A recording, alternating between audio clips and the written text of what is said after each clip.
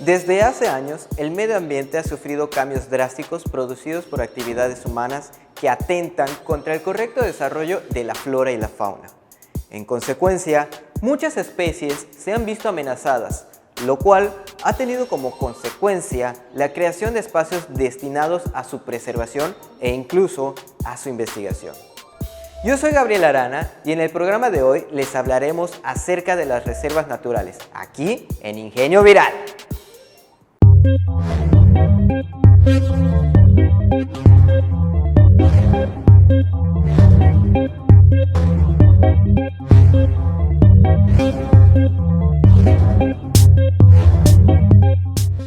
Estoy seguro de que muchos han escuchado en algún momento el término reserva natural, lo cual nos hace pensar en la reserva de Cuxtal, ubicada al sur de la ciudad de Mérida.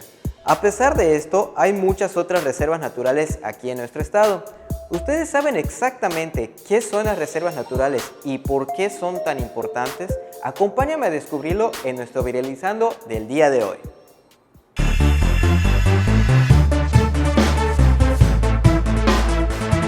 Es un área delimitada para su conservación. Es un área semiprotegida para la conservación de fauna silvestre, flora y, valga la redundancia, fauna. Una reserva natural es un área delimitada para la cual se mantiene conservada lo más posible por sus delimitaciones y pues por su estado de conservación. Como se están haciendo una conservación, hay una mejor adaptabilidad de los animales, entonces se pueden comparar con otros sitios perturbados, comparando así sea los insectos con insectos en zonas perturbadas, aves, reptiles. Por lo mismo que es una conservación, puedes preservar animales endémicos para el estudio de estos. Porque son sitios no perturbados, entonces se pueden realizar estudios acerca de los animales en sus estados naturales para así pues poder lograr una conservación correcta e idónea. Se pueden hacer estudios de ciclos biológicos, estudios de alimentarios, estudios de migración y movimiento en las reservas ecológicas y para poder conocer su dispersión y qué tan lejos pueden llegar estos organismos. La reserva de Calakmul, de lagartos. Aquí estamos en una reserva, la reserva de Cuxtal. La de Celestún, la de Xel-Há, es una reserva privada, y la de Cuxtal y la de Río Lagartos. Pues está la reserva de Celestún y está la reserva de Cuxtal, que es básicamente la que le da la mayoría del agua a la ciudad de Mérida, y está la reserva de Río Lagartos y pues esa reserva privada que es la de Xel-Há también.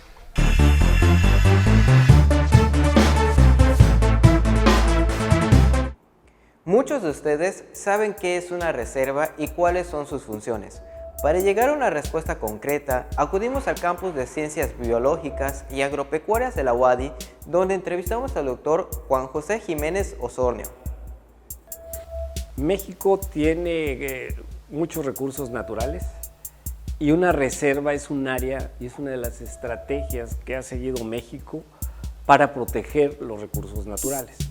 Entonces, un área natural sería esa área que se ha designado para proteger sobre todo la biodiversidad, aunque junto con la biodiversidad se va a estar protegiendo todos los aspectos, ¿no? Agua, suelos y todos los factores tanto bióticos como abióticos. Bueno, lo que pasa es que hay diferentes tipos de reservas y claro que sí hay, sobre todo en un área como es la región de Yucatán. Y voy a hablar de la región de Yucatán como península, no nada más como estado. ¿Por qué? Porque los recursos naturales no reconocen fronteras políticas. Entonces, hablando de la región maya, tenemos un conocimiento tradicional que se ha venido transmitiendo a través de generaciones y encontramos que la cultura maya tiene pues, clasificaciones de vegetación, de suelos, y tiene un gran conocimiento. Entonces, algunas de las reservas también protegen el patrimonio biocultural de la región, de las regiones en diferentes lugares, ¿no? Entonces, es proteger la biodiversidad, proteger el ambiente en general y proteger también este patrimonio biocultural. Muchos de ustedes saben qué es una reserva y cuáles son sus funciones. Para llegar a una respuesta concreta, acudimos al campus de Ciencias Biológicas y Agropecuarias de la UADY, donde entrevistamos al doctor Juan José Jiménez Osornio. La clasificación, de nuevo, la podemos ver, una serían las reservas municipales, que obviamente las tiene el municipio, ¿no? Y de este va a depender todos los fondos que se reciban. La otra son las estatales. Estas van a depender, en este caso sería la Secretaría de Medio Ambiente aquí en Yucatán, o si son en Quintana Roo, en cualquier otro lugar, y nada más dependen del Estado. Después tenemos las reservas federales, y dentro de esas también hay una clasificación desde algunas como son las reservas de la biosfera, es el caso de Celestún y de Yalajau. Acá tenemos el manchón más importante forestal, que es Calakmul, que está en el estado de Campeche, y también tenemos reservas marinas, ¿no? El caso de Arrecife Alacranes. Los corales son una parte muy importante para conservación de la biodiversidad, y por eso se declaró también reserva, ¿no? Entonces, por otro lado, tenemos la única reserva biocultural, que es la de la Biogeopuc, y también hay otra categoría que son las reservas privadas, ¿no? Jacilquihuic, aquí en Yucatán, la reserva ecológica de El Edén, que está en Quintana Roo, y la reserva de El Zapotal, que también está en Yucatán, ¿no? Serían los tipos que están en la clasificación que reconoce el gobierno mexicano. Sin embargo, deberíamos de considerar también las reservas comunitarias. Hay municipios, hay ejidos que declaran zonas de reserva y las cuales también protegen, ¿no? Generalmente se respetan, pero sí, el único recurso que reciben va a ser el de la propia comunidad. Como vimos, las reservas naturales pueden ser de la biosfera, marinas o bioculturales, que a su vez pueden estar gestionadas a nivel municipal, estatal o federal, e incluso por la iniciativa privada o por comunidades aledañas. Si quieres saber cuáles son las características de las reservas, no te despegues y en un momento regresamos con más aquí en Ingenio Viral.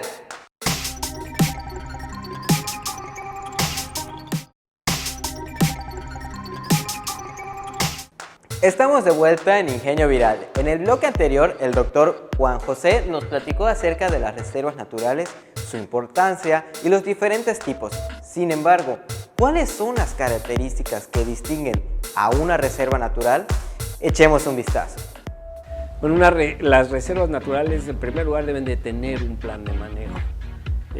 Y dependiendo de qué tipo de reserva hablemos, porque hay desde parques nacionales, que son un tipo de reserva, pero también tenemos las reservas municipales. En el caso de aquí de Yucatán, la reserva municipal en Mérida es Cuxtal, y tenemos reservas estatales, es el caso del Palmar o del Silán de Bravo. Tenemos reservas privadas también, y tenemos las reservas de la biosfera.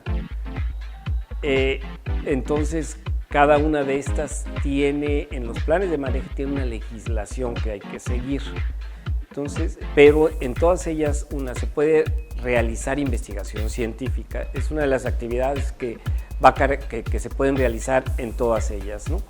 Siempre y cuando también se respeten, no puede haber, por ejemplo, extracción de organismos, aún con la investigación científica, ¿no? Y dependiendo de la categoría, porque hay las reservas, por ejemplo, la reserva municipal de Cuxtal, hay comunidades involucradas. Entonces se declaran lo que les llaman zonas núcleo. Esas zonas núcleo son las que se restringen a cualquier actividad que modifique el uso del suelo, es decir, se va a estar protegiendo toda la vegetación, ¿no? Y esto la van a tener todas las reservas, desde Celestún, que es una reserva de la biosfera, hasta lo que dije ahorita, la reserva de aquí de Custal, que también tiene una zona núcleo.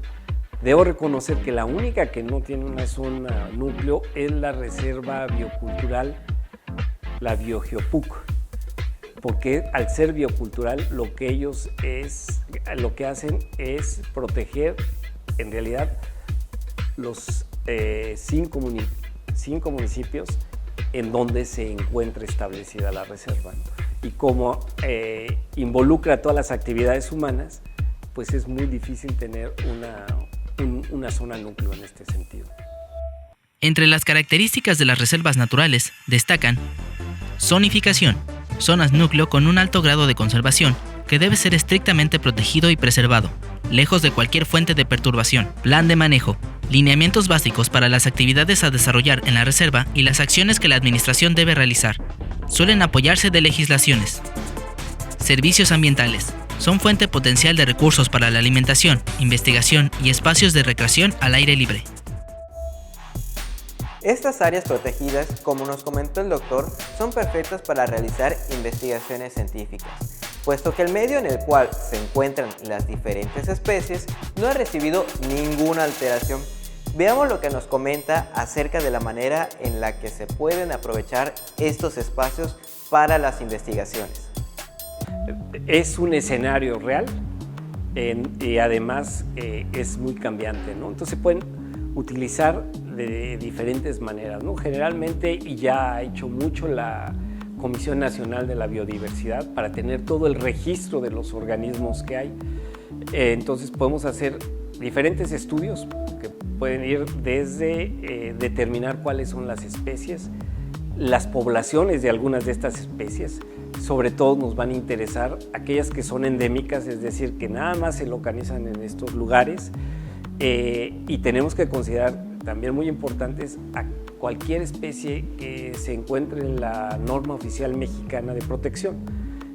Nos debe interesar para conocer cuál es el estado de las poblaciones de estas y si se está cubriendo el objetivo que tienen las áreas naturales protegidas, que es proteger a estas especies, ¿no? Entonces, hace algunos años, por ejemplo, el caso de los flamingos, se decía que estaban decayendo las poblaciones. Afortunadamente, con las acciones que se han realizado en la zona costera y sobre todo el caso de Celestún, ahora vemos que las poblaciones de flamingos se han recuperado de una manera muy importante y, bueno, es el tipo de estudios que podemos estar haciendo, ¿no? Podemos ver flora, fauna, suelos también, y yo sí hago énfasis también en el conocimiento tradicional que se tiene, en el manejo que tienen las poblaciones locales, ¿no? Este conocimiento se ha ido dando de generación en generación y muchas de las gentes tienen usos medicinales o usos en algunas de sus ceremonias de estos recursos y además los han mantenido durante mucho tiempo, ¿no? Entonces son diferentes tipos de estudios que podemos hacer, no nada más corresponden a los biólogos, ¿no? Si nosotros vemos la responsable de la Reserva Biocultural de la Biogeopuc, ella estudió mercadotecnia y de repente uno dice, ¿por qué hace una persona? Bueno, es todo el conocimiento que trae, pero es obvio que cualquier recurso natural que nosotros protejamos debe ser para utilizarlo también de una manera sostenible, es decir, que se pueda mantener las poblaciones, el recurso a través del tiempo. Y muchos de estos recursos pueden tener un valor económico, ¿no? Entonces los economistas pueden hacer investigación, los biólogos obviamente, y dentro de la biología pueden ser los edafólogos, toda la parte de también forestal que va a ser muy importante, y bueno, hay áreas como puede ser la entomología, todos los insectos que están asociados a estas regiones, o todas las aves, ¿no? La ornitología, también hay muchos mamíferos, reptiles, anfibios. Entonces yo creo que las áreas naturales protegidas son de nuevo un escenario real que permite que muchos de los profesionistas puedan realizar algún estudio que contribuya al mantenimiento de estos sitios, al uso racional de las especies y a su conservación. ¿Cómo ven, chicos? La verdad es que yo solo pensé que biólogos, edafólogos y zoólogos podían hacer investigaciones en estas áreas, pero también hasta especialistas en economía, en mercadotecnia o en educación, ya que a través de este trabajo interdisciplinario pueden hacerse los estudios para mejorar el mantenimiento y la conservación de las reservas naturales, así como poner al alcance de la población en general la información de las actividades realizadas. Y hablando de la población en general, ¿qué podemos hacer nosotros dentro de las reservas? Escuchemos con atención. Bueno, ahora hay algo que es bien importante, ¿no? Tenemos todos teléfonos celulares y todos podemos estar observando. Hay programas que le llaman ciencia ciudadana, ¿no? Y por ejemplo tenemos indicadores. Si nosotros vemos un insecto, una mariposa, o si vemos un ave que nos llame mucho la atención, le podemos tomar una fotografía y a través de una aplicación mandarla a una base de datos. Con esa base de datos, ahí nos puede decir, bueno, esta ave se llama de esta forma, nos va a dar el nombre científico, los nombres comunes y además nos va a decir, pues a lo mejor es una especie que es muy común, pero a lo mejor no es tan común. ¿Sí?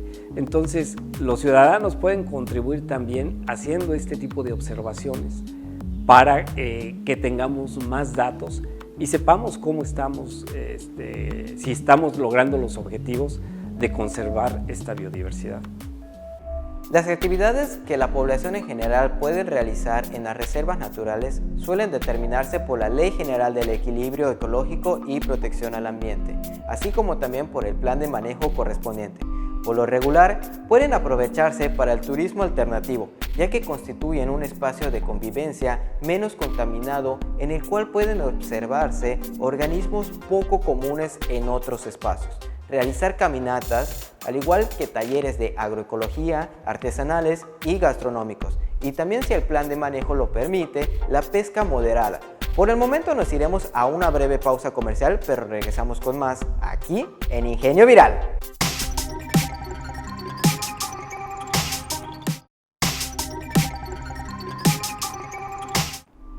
Bienvenidos de vuelta, chicos. Algo que debemos de tomar en cuenta si visitamos una reserva ecológica son las posibles amenazas y las acciones que podemos realizar para cuidarla y preservarla. Revisemos lo que nos dice el doctor Juan José. La principal amenaza es el cambio de uso del suelo.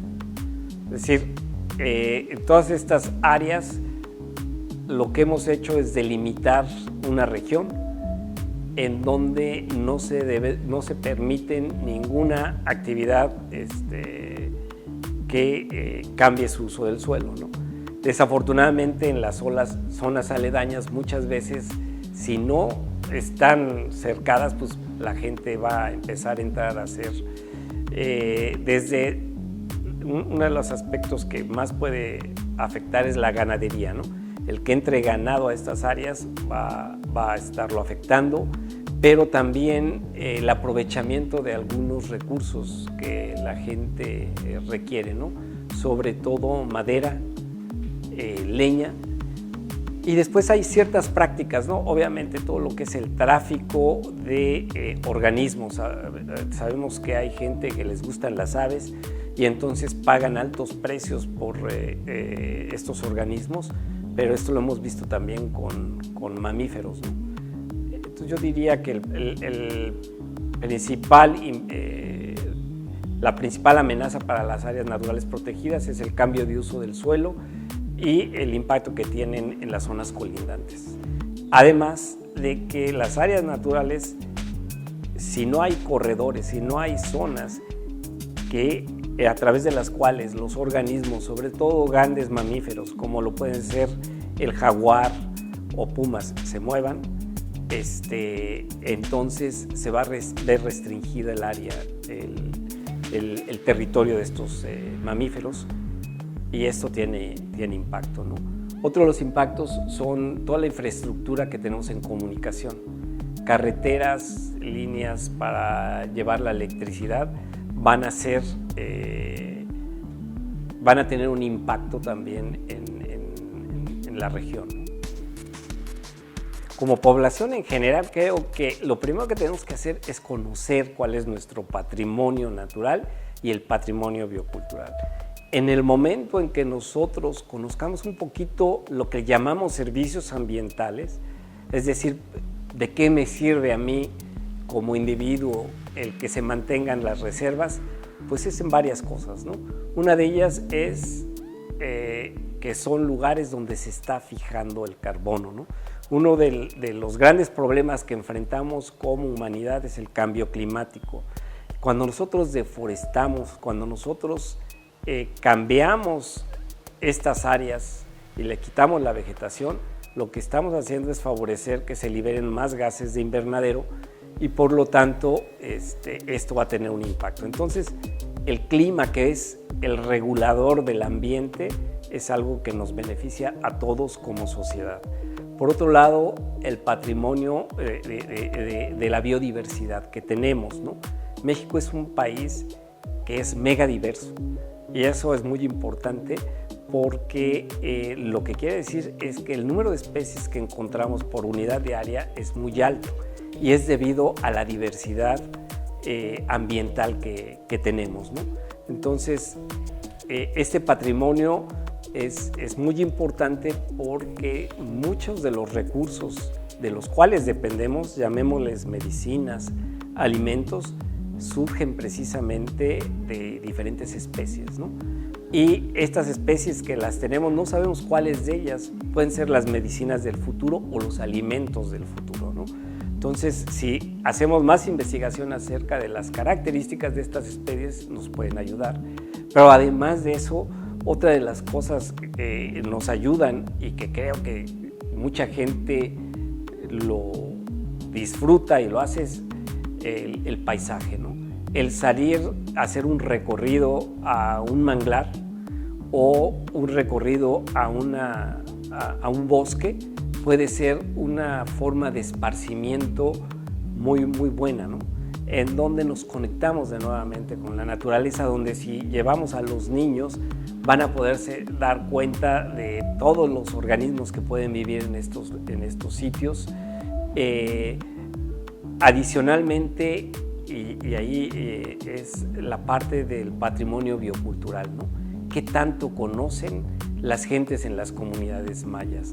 Y las leyendas que nos pueden contar acerca de organismos, de plantas, de los dioses del monte, ¿no?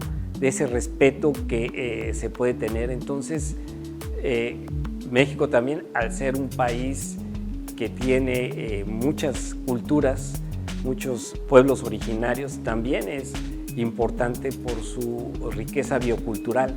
Y si conjuntamos las dos, vemos que México también es un centro de origen de cultivos, ¿no? Entonces, aquí tenemos, México ha contribuido al mundo con muchos cultivos como el maíz, el cacao.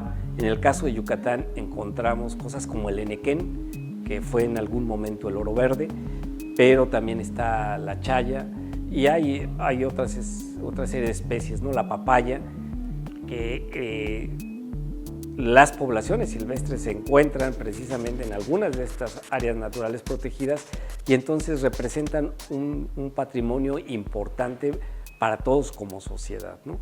Entonces yo creo que lo que tenemos que ver es como un bien común que tenemos todos, no nada más que proteger, pero reconocer que a veces hay que invertir, es decir, estar dispuestos a apoyarlos económicamente, ¿no?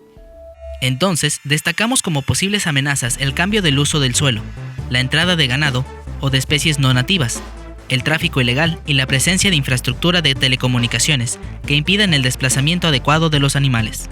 Para cuidar y preservar las reservas naturales, lo mejor que podemos hacer es conocer nuestro patrimonio biocultural a través de actividades de investigación y de esparcimiento con la familia, al igual que la difusión hacia poblaciones aledañas y pueblos originarios.